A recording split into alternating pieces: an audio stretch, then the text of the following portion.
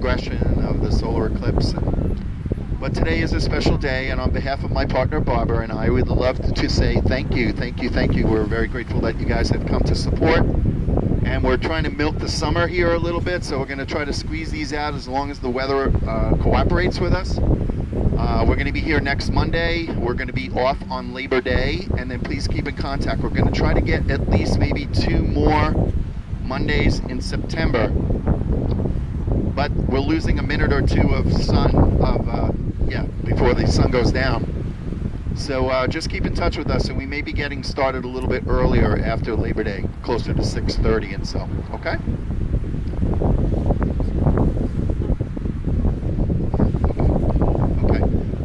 We'd like to just to announce that our speaker next week is Debbie Silber, motivational speaker. If you've never seen her, she's really amazing, and we're very excited about having her come in. Who's here for the first time today? Raise your hands.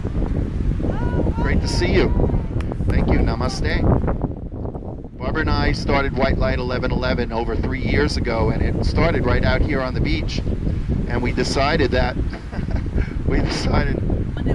the only day we had off together was Monday. We used to meet here and plan what we'd like to do to help people. And we called it Relax Me Monday because we were totally chilled, like this person right here. That's the definition of relaxed right there. And it's taken off, and we're very happy and proud that people enjoy this, and we're so excited to have amazing speakers come in on a regular basis. But today is very special, and we're going to introduce somebody who actually helped Barbara and I get started in our modalities of meditation, of integrated energy therapy, and she's just amazing. Let's put our hands together for Miranda.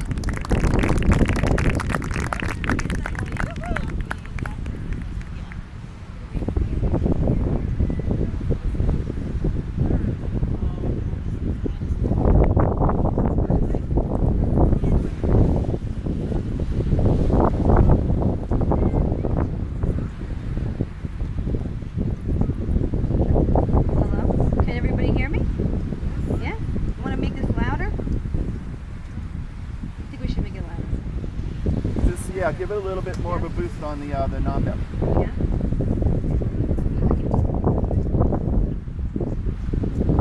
Is that better?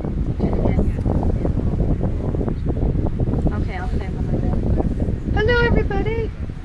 So some of you, I know, I can see a lot of familiar faces. Some high school faces over there. So, welcome. This is a really, really special day. An amazing time. I'm sure all of you, did anybody here not get to see the eclipse at all? Everybody here gets to see a little bit of it? Well, it really was quite an experience, but I'm really here to talk about the energetic properties of the eclipse, as well as the astrological properties of the eclipse. And it's going to affect us all in different ways, but it's going to affect us all as a collective in a very specific way. So I'm sure all of you know all about what an eclipse is and how it, the moon passes over the sun. But I'm really here to talk about more of the energetic properties of it. So some of this stuff can get a little deep and a little complicated. So we're just going to go piece by piece. Is anybody here in the audience a Leo? Anybody in astrology here a Leo? Okay, only one? Wow. Oh, two. Okay. So for you particularly, this is a really important time. This eclipse came under the sign of Leo. So I need to explain to you what that means. And remember, it's affecting us as a collective, but it's also going to be affecting you as an individual. So the sign of Leo has 2 really amazing properties. So has anybody here ever seen the movie Braveheart? Raise your hands if you've seen the movie Braveheart. Okay. You remember William Wallace? If you haven't seen the movie, you should watch it right after this tonight, because you'll get what I'm saying. William Wallace is what we call a positive Leo, a strong leader that leads from the heart center and creates great change, but he does it through love, right? That's the positive side of Leo. It's the lion that leads the pack from the heart center. But there's another side to Leo, which is what this eclipse is really all about. And the other side to Leo, and I'm not saying that you have this side, but it's called the ego side. Leo rules the ego. So first we have to explain what the ego is, because a lot of people have a misunderstanding of what it is. We need our ego. A lot of New Age metaphysical philosophy will talk about the ego like it's something bad. It's really not bad at all. You need it to survive, you need it to make choices, and you need it to distinguish between fear and love.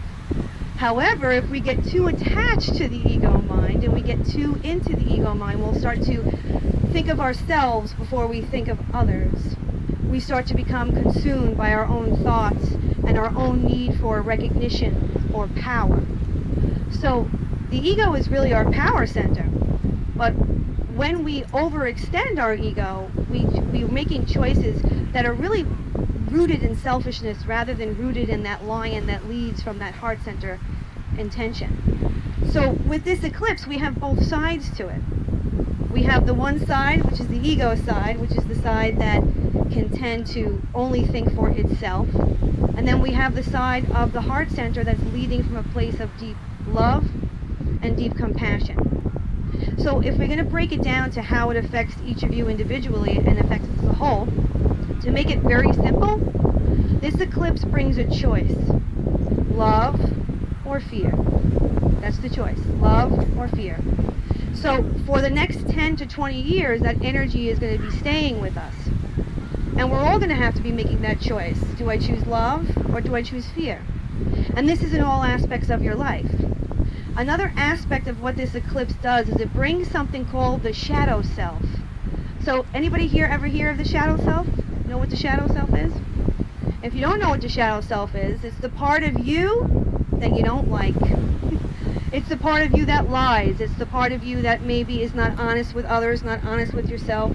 It's all of the negative behaviors within yourself that you want to change, but they're difficult to change because they're deeply rooted in you from childhood. Or they're things that maybe you don't even want to look at because you don't even want to acknowledge them because it's difficult enough just to acknowledge that that exists within you. And we're seeing a lot of that today in the media. We're seeing a lot of that light and dark energy.